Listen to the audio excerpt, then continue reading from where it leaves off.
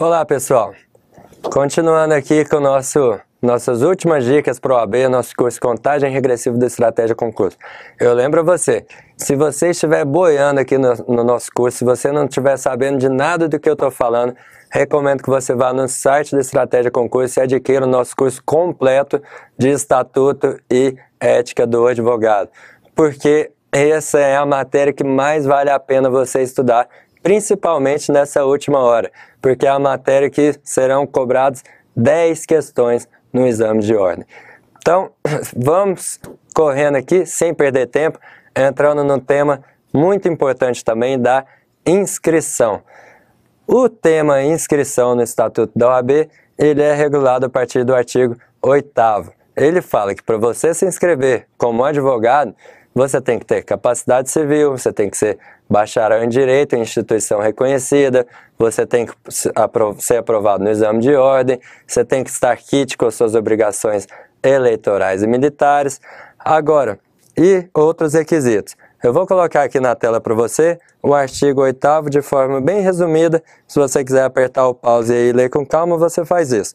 Eu vou destacar aqui o parágrafo 2º do artigo 8º. Ele fala que tanto o brasileiro como o estrangeiro, eles podem sim ser inscritos na OAB. Só que o curso que o brasileiro fez lá no exterior, ou o estrangeiro fez lá no exterior, tem que ser revalidado aqui no Brasil para ele ter acesso à inscrição na OAB. Lembrando que a atividade da advocacia é de exercício privativo de quem é inscrito na OAB, que é justamente o que você está buscando. O artigo 10, ele fala que o advogado tem a sua inscrição principal aonde, pessoal? No domicílio profissional, onde ele pretende estabelecer o domicílio profissional, onde ele vai instalar o seu escritório. Então, se você mora em São Paulo, mas vai instalar o seu escritório no Rio de Janeiro, você tem que requerer a sua inscrição no Rio de Janeiro, na seccional do Rio de Janeiro, que é onde você vai exercer a advocacia. Então, aqui, artigo 10, a inscrição principal do advogado deve ser feita no Conselho Seccional em cujo território pretende estabelecer seu domicílio profissional. E considera-se domicílio profissional a sede principal da atividade de advocacia. Se você tem duas, ou se tiver na dúvida, prevalece o domicílio da pessoa física do advogado. Agora, o parágrafo 2º, ele fala da inscrição suplementar. A inscrição suplementar é aquela que, além da principal, o advogado tira na seccional de outro estado, se ele tem nesse outro estado mais de 5 causas por ano. Se ele tem mais de 5 causas por ano, é obrigatório ele ter a inscrição suplementar no outro estado. Outra situação, pessoal, em que é necessária e obrigatória a inscrição suplementar, você se lembra? É a situação em que o advogado abre filial do escritório em outro estado. Independentemente do número de causas que ele tem nessa filial, é obrigatória a inscrição suplementar do advogado que abre a filial em outro estado. Então, inscrição suplementar obrigatória para quem tem mais de 5 causas no ano naquele outro estado e obrigatório para quem abre filial em outro estado. Se você não faz sua inscrição suplementar, você está sujeito a uma pena de censura, porque é infração disciplinar prevista no artigo 34 do Estatuto da OAB. Outra questão importante é a inscrição do estagiário. O estagiário, você sabe, também pode ser inscrito na OAB. Isso está regulado no artigo 9º do Estatuto da OAB. Para ser inscrito como estagiário, você tem que seguir todos aqueles requisitos do artigo 8º, salvo, obviamente, ter graduação em Direito, que o estagiário ainda não pode não ter, e salvo também ter sido aprovado no exame de ordem, porque ainda, graças a Deus, não há um exame de ordem para o inscrito como estagiário. E, além disso, para ser inscrito como estagiário, você tem que ter sido admitido em estágio profissional de advocacia. Então, artigo 9º. Um dispositivo importante aqui do artigo 9º é o parágrafo 1º, que ele fala que o estágio, ele regulamenta o estágio de advocacia. Ele fala que ele vai ser com duração de 2 anos e realizado nos últimos anos do curso jurídico. Agora, um detalhe aqui. Se a inscrição do advogado é onde ele exerce a sua profissão, onde ele se estabelece, a inscrição do estagiário ela deve ser feita na seccional onde ele faz o seu curso jurídico. Então, se você mora aí numa área de fronteira entre 2 estados e você trabalha no estado X, mas você faz seu curso jurídico no estado Y, você tem que requerer inscrição como estagiário onde você faz o seu curso jurídico, ou seja, no estado Y. Então, muita atenção para isso. Já o advogado é a inscrição aonde ele exerce a sua profissão, onde ele tem domicílio profissional. Se o sujeito exerce atividade incompatível com a advocacia, se, por exemplo, ele é um militar da ativa, mas ele faz direito e quer estagiar, qual que é a solução para ele? Ele vai frequentar o estágio só da instituição de ensino superior. Muita atenção, pessoal. Os impedimentos e as incompatibilidades previstas para o advogado também são aplicáveis para o estagiário. Muito cuidado com isso, que isso já foi objeto de cobrança no exame de ordem.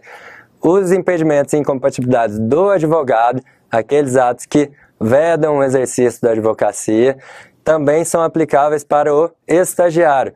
Agora, como é que vai fazer se o sujeito que é, por exemplo, militar da ativa, está cursando direito? Ele só vai poder exercer o estágio na instituição de ensino. Ele não vai poder tirar a carteirinha de estagiário e trabalhar no escritório, porque o estagiário segue os impedimentos e as incompatibilidades dos advogados. Outro detalhe, o estágio profissional pode sim ser cumprido por bacharel em direito, pessoal. Aquele que já se formou pode sim continuar estagiando, porque o parágrafo 4º do artigo 9º autoriza. O estágio profissional poderá ser cumprido por bacharel em direito que queira se inscrever na ordem. Vamos agora para o 4º ponto de nossa aula, pessoal. Nossa revisão geral para OAB. Outro tema também que cai bastante no exame de ordem, que é sociedade de advogados. Vamos dar uma pincelada rápida aqui com as principais dicas sobre esse tema. Primeira dica aqui, quando que se adquire a personalidade jurídica de uma sociedade de advogados? A partir da aprovação do registro do ato constitutivo dessa sociedade de advogados.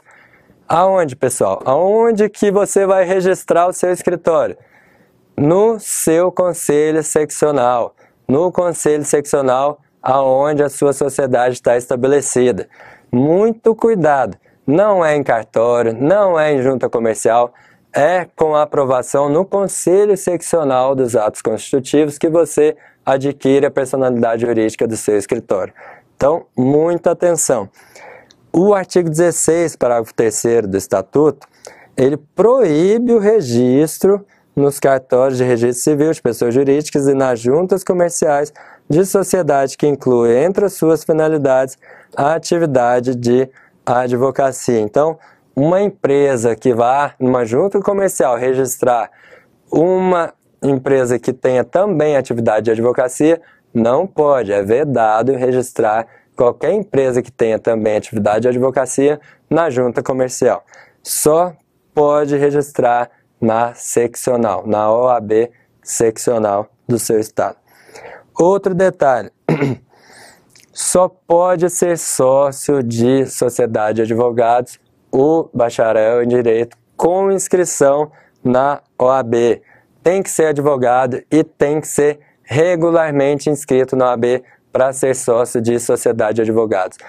Contador não pode ser sócio de sociedade de advogado, empresário não pode ser sócio de sociedade de advogado, estagiário inscrito na OAB também não pode, só advogado inscrito na OAB. E Se você for abrir uma filial em outro estado, você pode. E, nesse caso, os sócios dessa filial, como eu disse, têm que ter inscrição suplementar nesse outro estado, independentemente da atuação nas 5 causas. Artigo 16. Muito importante também, pessoal. Hipóteses em que é impossível registrar uma sociedade na OAB. Muita atenção, olho aberto, olho arregalado nesse artigo 16. Não são admitidas a registro nem podem funcionar as sociedades de advogados que apresentem o quê? Formas ou características mercantis, não pode mercantilizar a atividade de advocacia. Se tiver forma ou característica mercantil, não pode registrar uma sociedade, por exemplo, de advogados que é limitada, que é uma SA, não pode. Forma ou características mercantis, não pode para a sociedade de advogado. Também não pode registrar aquela sociedade de advogado que vem com nome fantasia. Não é possível nome fantasia para escritório de advocacia, pessoal, muita atenção. Também não pode registrar uma sociedade de advogados que tem atividades estranhas à advocacia. Se você quiser colocar lá no seu escritório um contador e também prestar serviços de contabilidade, não vai poder ser registrado na OAB a sua sociedade. E, por fim, não pode registrar a sociedade de advogados que tem um dos sócios não inscrito na OAB ou proibido de advogar. Então, abre o olho, pessoal. Não pode sociedade de advogados em sociedade mercantil com características mercantis, um escritório com características mercantis não vai poder ser registrado na OAB. Um escritório que tenha nome fantasia também não vai poder ser registrado na OAB. Um escritório que exerça atividades estranhas à advocacia também não vai poder ser registrado na OAB. Um escritório que tem um sócio não inscrito na OAB também não vai poder ser registrado. Ou um escritório que tem um sócio proibido de advogar também não vai ser registrado. Então, atividade mercantil, fantasia, outra atividade que não é advocacia, sócio não inscrito e sócio proibido de advogar, nenhuma dessas características, se uma sociedade de advogados tiver, não vai poder ser registrada na seccional essa sociedade. Muita atenção para o artigo 16 do Estatuto da OAB, ele vai cair na sua prova, eu tenho certeza. E o nome? Se não pode o nome fantasia, como que tem que ser o nome dessa sociedade? A razão social da sociedade de advogados. O nome tem que ter pelo menos o nome de um dos sócios. Então, o nome de pelo menos um advogado responsável pela sociedade tem que constar na razão social do escritório. E se o sócio falecer, o sócio que dá o nome ao escritório, o escritório pode continuar sim com esse nome, desde que haja previsão no seu contrato, no seu estatuto social, no seu ato constitutivo. Então, muita atenção. Nome de um dos sócios, de um dos responsáveis pelo escritório, tem que ter na razão social. Se ele morrer, você pode continuar com esse nome do escritório, desde que haja essa previsão no contrato do seu escritório. Por fim, quanto à sociedade de advogados, a responsabilidade, isso aqui já foi objeto de uns 5 exames de ordem da FGV, objeto de cobrança. Artigo 17, você tem que decorar 2 palavrinhas. A responsabilidade do sócio num escritório é subsidiária e ilimitada. Só isso você tem que decorar. O sócio tem responsabilidade subsidiária e ilimitada. Isso quer dizer o quê? Que se o escritório causar dano a um cliente, o sócio só vai responder se o escritório não pagar o cliente, não pagar o dano que gerou ao cliente. A responsabilidade é subsidiária. Primeiro o cliente vem, bateu aqui. Aqui é a sociedade que responde. Se a sociedade não responder, aí que o cliente vai transpor essa barreira e pegar os sócios que estão aqui embaixo. Então, responsabilidade subsidiária. Primeiro pega a sociedade, depois, se a sociedade não pagar, é que atinge o sócio. Quando atingir o sócio, a responsabilidade dele é ilimitada, ou seja, ele tem que pagar o cliente, indenizar o cliente integralmente dos prejuízos que ele causou, que o escritório causou ao cliente. Não tem aquela história de que depende do valor das cotas, do valor que ele subscreve no capital social. Não tem nada disso. A responsabilidade é ilimitada. Aqui, a dos sócios, a responsabilidade é ilimitada porque ele vai custear todos os danos que a sociedade causou ao cliente, independentemente de valor de cota no contrato social, etc. Então, artigo 17. Além da sociedade, o sócio responde subsidiária e ilimitadamente pelos danos causados aos clientes por ação ou omissão no exercício da advocacia, sem prejuízo da responsabilidade disciplinar. Aqui, mais uma manifestação de independência de responsabilidade. Aqui fala da responsabilidade civil, na primeira parte, que é a responsabilidade de dinheiro, de pagar o cliente, e aqui a responsabilidade disciplinar, que é perante a OAB, são as sanções disciplinares. Muito bem, pessoal, superamos mais um tema, que foi Sociedade de Advogados.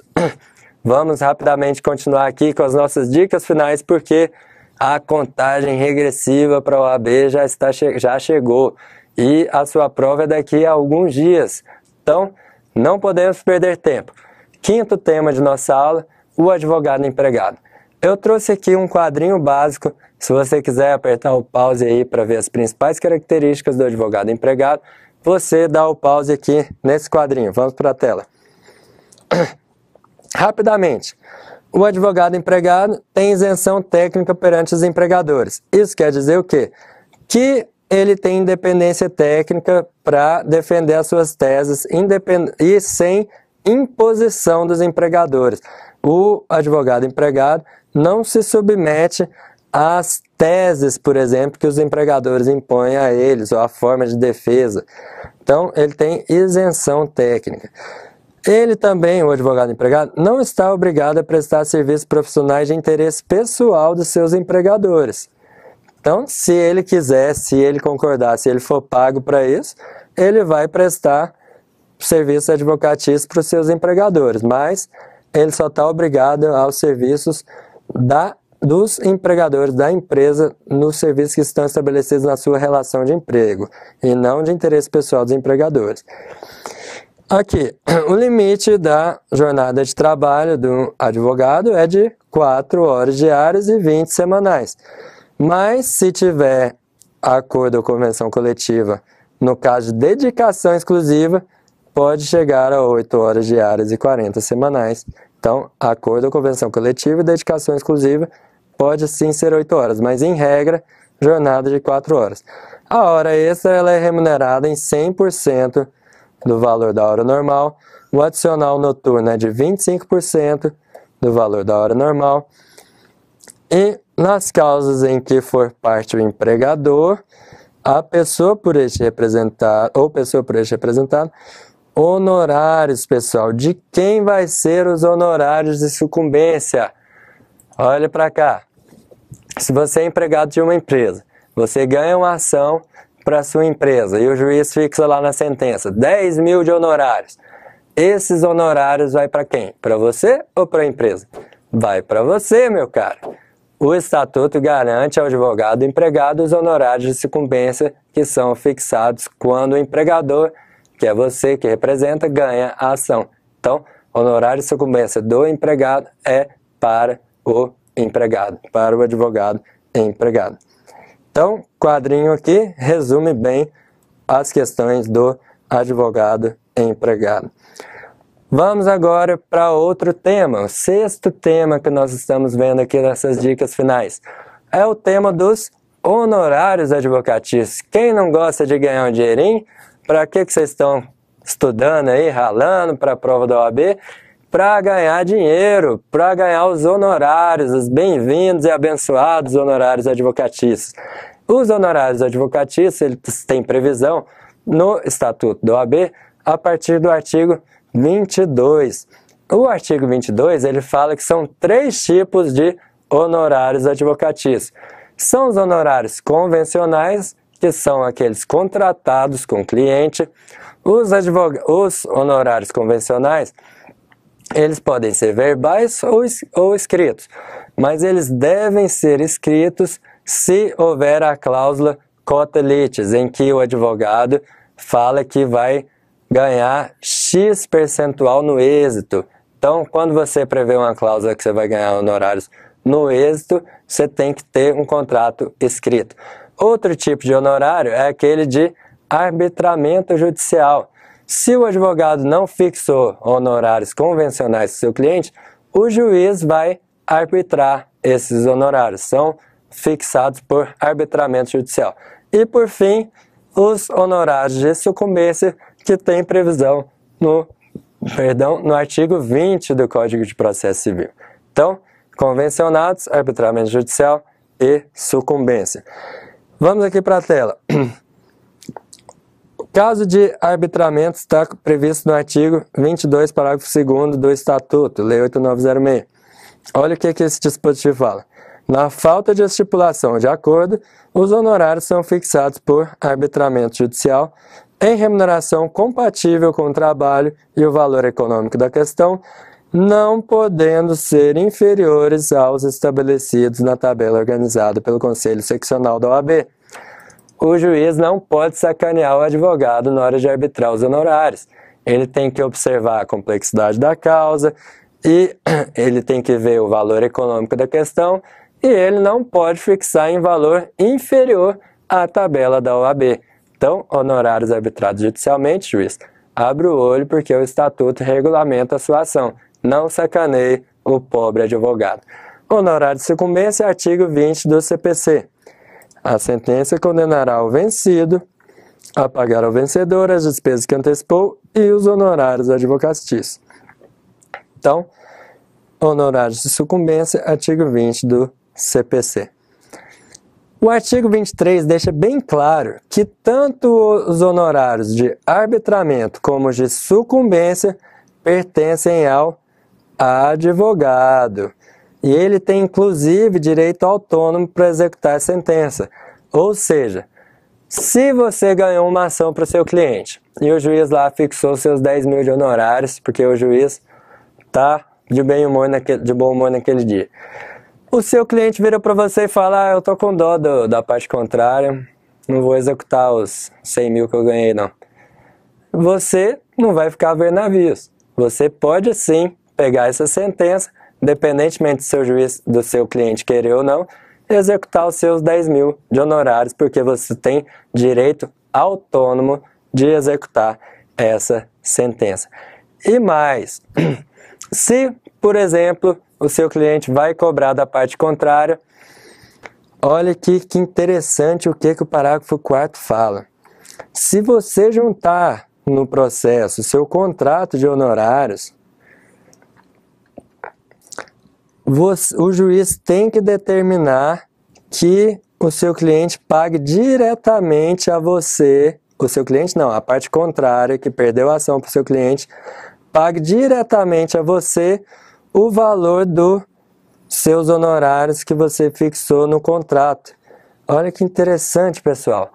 O seu cliente, ele pode querer te dar o cano.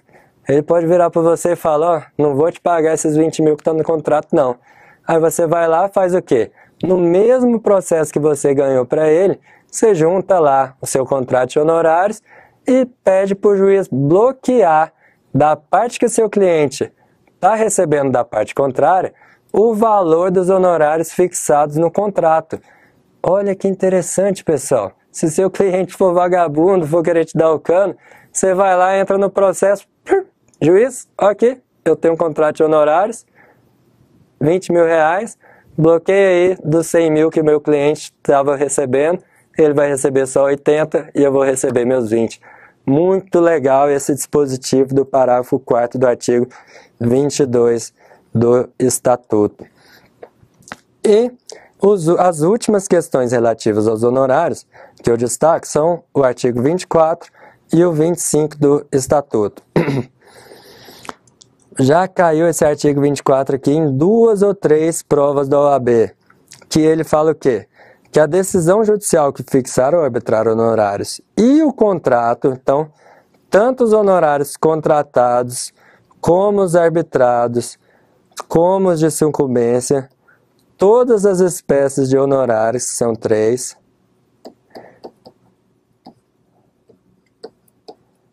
todas as espécies de honorários são títulos executivos e constituem crédito privilegiado. Essa palavra aqui já caiu 2 ou 3 vezes na prova da OAB.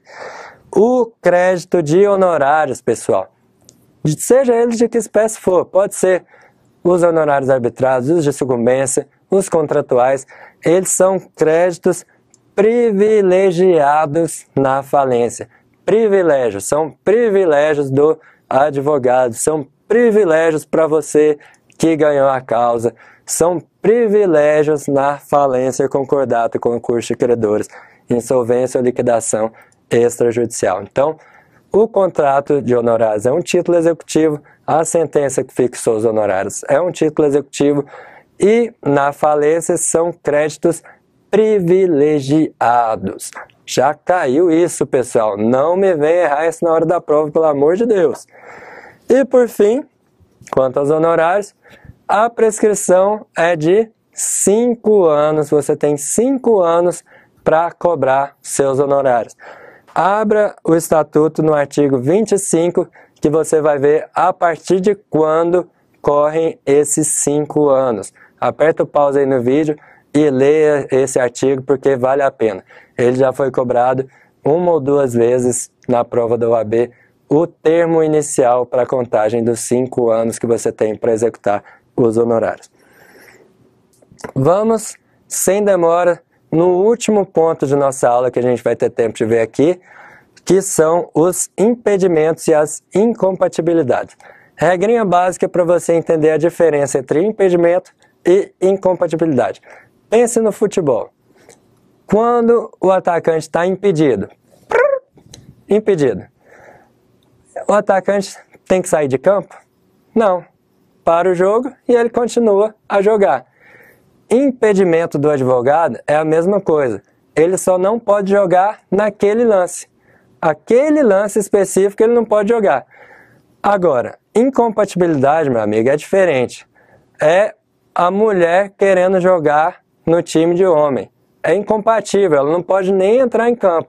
É incompatível com a advocacia, quer dizer que essas pessoas que têm essas categorias, esses cargos, não podem nem exercer advocacia, não pode nem entrar em campo. Então, impedimento é uma limitação parcial, é o atacante impedido. Incompatibilidade, o advogado não pode nem exercer a profissão. Então, o artigo 28, ele vai falar das hipóteses de incompatibilidade. Ou seja, a mulher tentando entrar no jogo de homem. Não tem como. Chefe do Poder Executivo não pode. Mesa, muita atenção, do Poder Legislativo não pode exercer advocacia. Membros do Poder Judiciário, juiz, desembargador, do Ministério Público, promotor, não pode. Do Tribunal de Contas, ocupantes de cargos ou funções de direção da administração direta e indireta, inclusive nas concessionárias. Aqui tem uma exceção, salvo se esses cargos não tiver poder de decisão relevante sobre interesses de terceiros. Então, ocupantes de cargo ou função de direção na administração direta e indireta, inclusive em concessionárias de serviço público, não pode exercer advocacia, exceto se esses cargos que eles ocuparem não tiver competência de decisão sobre direitos de terceiro. Por que isso, pessoal? O estatuto, ele tenta limitar a captação de clientela, ele tenta limitar com que essas pessoas que têm esses cargos captem clientela. Se esse cargo não tem poder de influenciar na vida de terceiros, quer dizer que esse cargo não tem o poder de captação de clientela, por isso que há essa ressalva da lei. Agora a ressalva é só para essa hipótese, para cargo ou função na administração direta ou indireta e concessionárias. Agora, Para aquele chefe do executivo, mesa do Poder Legislativo, por exemplo, não existe essa exceção. Em qualquer caso, a limitação é absoluta. Atividade policial, PM não pode exercer advocacia. Militares na ativa, muita atenção, não pode exercer advocacia. Cargos ou função de competência tributária, não pode exercer advocacia. Gerência e direção de instituições financeiras, inclusive privadas, não pode exercer advocacia. Não pode, inclusive, se a pessoa deixar de exercer o cargo temporariamente. Então, muita atenção no artigo 28. E as hipóteses de impedimento, pessoal, estão no artigo 30. São aqueles servidores públicos, em geral, que não podem advogar contra a fazenda pública que o remunere. Eu, por exemplo, eu sou servidor público, eu sou procurador do Distrito Federal. Na minha carteirinha da OAB tem o impedimento do artigo 30, inciso 1, que eu não posso advogar contra a fazenda pública que me remunera, o Distrito Federal. E o inciso 2 fala dos membros do Poder Legislativo. Muita atenção. Quem está na mesa do Poder Legislativo é incompatibilidade absoluta. Os demais membros do Poder Legislativo têm apenas o impedimento do inciso 2º, que você vai ler aí na sua casa. Leia o inciso 2º com atenção. Vou falar aqui desse parágrafo único porque ele tem uma ressalva muito interessante. Não se inclui nas hipóteses do inciso 1 os docentes dos cursos jurídicos. Isso quer dizer o quê? O professor da UNB, por exemplo, que é um servidor público, ele pode sim advogar contra a União, que é a fazenda pública que o remunere. É a ressalva muito interessante. Os docentes são os únicos que não têm a ressalva do inciso 1º. Então, o professor da UNB pode advogar contra a União, por exemplo, professor de Universidade Federal. Por fim, o último dispositivo dessa aula, artigo 29 do Estatuto, que fala dos exclusivamente legitimados.